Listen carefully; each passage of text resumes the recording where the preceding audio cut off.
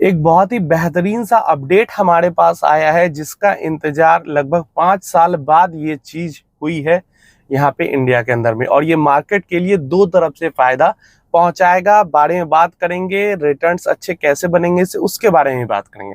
सबसे पहले तो गाड़ी के अंदर से वीडियो इसलिए बनाना पड़ रहा है क्योंकि मैं थोड़ा सा आउट ऑफ टाउन हूँ और अपडेट्स आ रही। नॉर्मल वीडियो रहता तो मैं छोड़ भी देता था, लेकिन पहले आईसीआईसीआई म्यूचुअल फंड को लेकर अपडेट आई।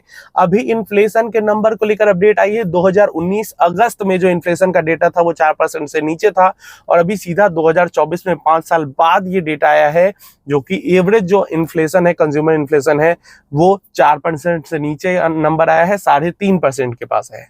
आरबीआई का जो एक लिमिट रहता है, उनका जो टारगेट रहता है वो 4% से नीचे का ही रहता है। इस महीने जो आरबीआई की मीटिंग हुई उसके अंदर कोई रेट कट नहीं मिला, लेकिन बहुत सारे लोगों को उम्मीद थी कि अगले महीने की जो मीटिंग होगी उसके अंदर आरबीआई रेट कट जरूर करेगी। और क्योंकि अब तो इन्फ्लेशन का डेटा भी थोड़ा सा कम आ गया है, नॉर्मल सी बात है, ये एवरेज इन्फ्लेशन का डेटा है, तो किसी सेक्टर में महंगाई ज्यादा होगी, किसी सेक्टर में कम होगी, तो ये एक एवरेज डेटा है जो कि हर बार आता है। अभी पिछले साल ही जुलाई की बात करें तो 8% के पास इन्फ्लेशन का नंबर पहुंच गया था। तो ये ऊपर नीचे होती रहती है, लेकिन अगर ये 6% से नीचे रहती है तो ठीक है, और 4% से नीचे रहती है तो और भी अच्छी बात है। आरबीआई इसको और भी अच्छा मानती है और उसी अकॉर्डिंग रेट ऊपर नीचे भी करती है। अगर इन्फ्लेशन घटाना रहता है तो वो रेट बढ़ा देती है, और इन्फ्लेशन कम हो जाती है तो फिर वो रेट कम कर देती है, जो रेपो रेट होता है। अब यहाँ पे जो रेपो रेट है वो 6.5% का है। अब जब रेपो रेट घटेगा, जो रेट कट अगर आएगा सितंबर के महीने में या उसके अगले महीने में रेट कट आता है, तो जो रेट कट आता है एक तो उसका सीधा फायदा मिलता है सारी जो कंपनीज है उसको, क्योंकि रेट कट होने से जो भी कंपनी ने लोन लिया हुआ है या फिर जो भी कैपिटल उसके पास है जिसपे इंटरेस्ट पेमेंट करना होता है, तो वो इंटरेस्ट पेमेंट कम करना पड़ता है। अब इंटरेस्ट पेमेंट कम करने से होता यह है कि प्रॉफिट कंपनीज के बढ़ जाते हैं, और जब प्रॉफिट्स बढ़ेंगे तो पता है आपको, अर्निंग्स बढ़ेंगी तो शेयर का प्राइस बढ़ेगा। तो एक तो ये फायदा होता है कि रेपो रेट कट होगा, रेट कट होगा तो कंपनी को कम इंटरेस्ट देना होगा, कम ब्याज देना होगा। दूसरा, इन्फ्लेशन के नंबर कम होने से सीधा सीधा जो कंपनीज रॉ मटेरियल उठाएगी, वो रॉ मटेरियल का प्राइस उन्हें कम होगा। तो इन्फ्लेशन घटने से ये दो फायदा होता है।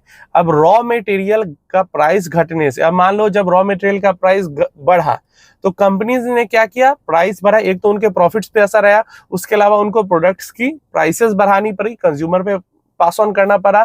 तो इससे क्या हुआ कि सेल्स पे भी असर देखने को मिला और प्रॉफिट पे भी असर देखने को मिला। लेकिन जब प्राइसेस घटेंगी, अगर जो रॉ मटेरियल का प्राइस है वो घटेगा, तो उससे सेल्स अगर उतनी भी हो फिर भी जो प्रॉफिट है वो बढ़ेगा, क्योंकि कंपनी का खर्च कम लग रहा है उस प्रोडक्ट को क्रिएट करने में। तो ये थोड़ा सा इन्फ्लेशन कम होना और रेट कट होना, ये जो कंपनीज है, जो बिजनेसेस है, उनके लिए विन विन सिचुएशन होता है। और विन विन सिचुएशन उनके लिए होता है तो विन विन सिचुएशन इन्वेस्टर्स के लिए भी होता है। कई सारी सेक्टर में देखो, मुझे पता है कि इसमें भी कई सारे लोग कमेंट करेंगे कि अरे यहाँ तो इतनी महंगाई, वहां मैं भी देख रहा हूँ महंगाई है, लेकिन हम एक एवरेज महंगाई जो इंडेक्स होता है सीपीआई, उसके बारे में बात कर रहे हैं, और उसके डेटा को एवरेज डेटा माना जाता है। जैसे हमने देखा है कि एजुकेशन सेक्टर में अभी बहुत इन्फ्लेशन है, हेल्थ केयर सेक्टर में भी बहुत इन्फ्लेशन है। तो इन्फ्लेशन है, लेकिन एवरेज इन्फ्लेशन डाउन जरूर हुई है, और ये अच्छा भी है। महंगाई कम होगी तो लोगों को भी फायदा होगा, नॉर्मल लोगों को भी फायदा होता है, और एज ए इन्वेस्टर हम लोगों को भी फायदा होता है। आपकी क्या राय है इसके बारे में जरूर बताना। 5 साल बाद, मतलब 2019 कोविड से पहले इन्फ्लेशन के नंबर इतने कम थे। अच्छा, बीच में इन्फ्लेशन बढ़ी क्यों थी? तो कोविड जब आया था तो ईज ऑफ बिजनेस के लिए जो आरबीआई है उसने रेपो रेट बहुत कम कर दिया था। अब रेपो रेट बहुत कम करने से क्या होता है कि इकोनॉमी में मनी का फ्लो बहुत ज्यादा बढ़ गया, और जब सबके पास पैसा होगा, मनी का फ्लो बढ़ जाएगा, तो एक ही चीज की डिमांड सब लोग करेंगे, क्योंकि सबके पास पैसा है और सब पैसा देना भी चाहते हैं। तो इससे इन्फ्लेशन, महंगाई बढ़ गई थी। तो अब लग रहा है कि धीरे धीरे चल के थोड़ी सी जो कोविड के कारण, मनी फ्लो के कारण जो इन्फ्लेशन स्काई रॉकेट हो गया था, हो सकता है थोड़े महीनों में और अच्छे तरीके से इस पे काबू कर लिया जाए। आप अपनी राय इसके बारे में कमेंट बॉक्स में जरूर देना।